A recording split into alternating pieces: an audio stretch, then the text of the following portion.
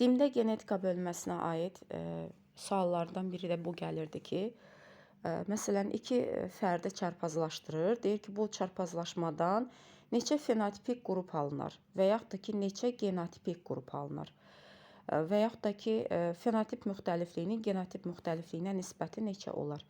Bu tipdə sualları görə bilirik. İndi o formatda olan misala, çalışmaya baxaq.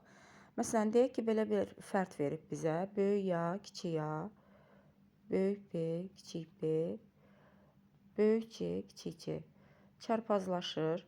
Yenə də böyük A, kiçik A, kiçik B və böyük C, kiçik C. Və soruşa bilər ki, bu iki fərdin çarpazlaşmasından neçə fenotipik qrupun genotipik qrupa olan nisbəti neçə olar?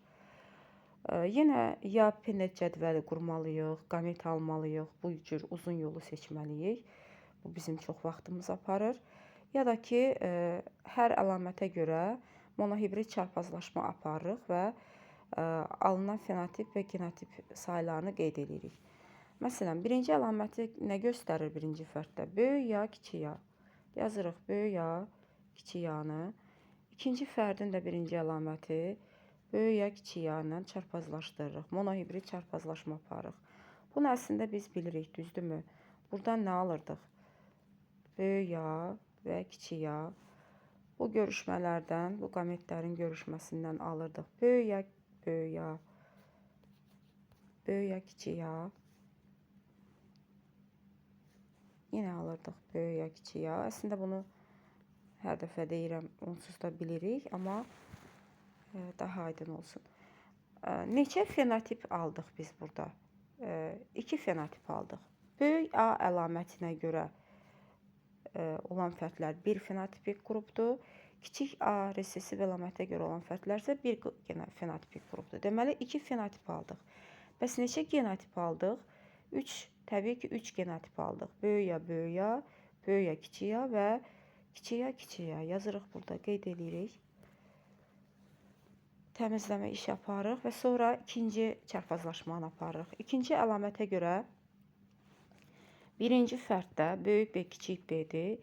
İkinci fərddə nədir? Baxın, göstərir. Çarpazlaşır kiçik B ilə. Buradan nə alırıq? Monohibrid çarpazlaşma aparırıq. Kiçik B aldıq. Böyük B, kiçik B və kiçik B. Neçə fenotipik qrup aldıq? 2. Böyük B əlamətinə görə olan fərdlər bir fenotipik qrupdur. Kiçik B əlamətinə görə olan fərdlər də bir fenotipik qrupdur. Yazırıq 2. Fenotipləri yuxarıda yazırdıq. Və neçə genotip alırıq? Yenə də 2. Və nəhayət, üçüncü əlamətə görə monohibrid çarpazlaşma aparırdıq. Birinci fərdin üçüncü əlamətində böyük C, kiçik C. İkinci fərddə də göstərir böyük C, kiçik C. Və buradan nəticəni nə alacağıq? Təbii ki, bir dənə böyük C, iki dənə alacağıq böyük C, kiçik C-ləri və bir dənə də alacağıq kiçik C. Neçə fenotipik qrupumuz var? Təbii ki, 2. Yazırıq, vur 2. Neçə genotipimiz var? Böyük C, kiçik C, böyük C, kiçik C və kiçik C. Vururuq 2-yə, 3-ə. 3 genotipik qrupumuz var. Və təmizləmə işi aparıb nəticəni yazırıq. Fenotipə görə nisbət neçə oldu? 2, vur 2, vur 2. Fenotipləri yuxarıda yazmışdıq. Genotipə görə də 3, vur 2, vur 3. Buranı biraz əlimizin altını rahatlayırıq və nəticəni yazırıq. 2 dəfə 2, 4, 4 dəfə 2, 8 alınır. Burada isə 3 dəfə 2, 6, 6-nı da vuraram 3-ə.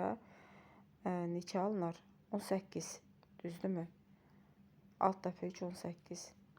Nisbət neçə oldu? Fenotipik qrupun genotipik qrup olan nisbəti 18-dir. İxtisar gedə bilər burada. Cavabı ixtisarla göstərə bilər. 8-i 2-yə bölərəm, alaram 4. 18-i də 2-yə bölərəm, alaram 9.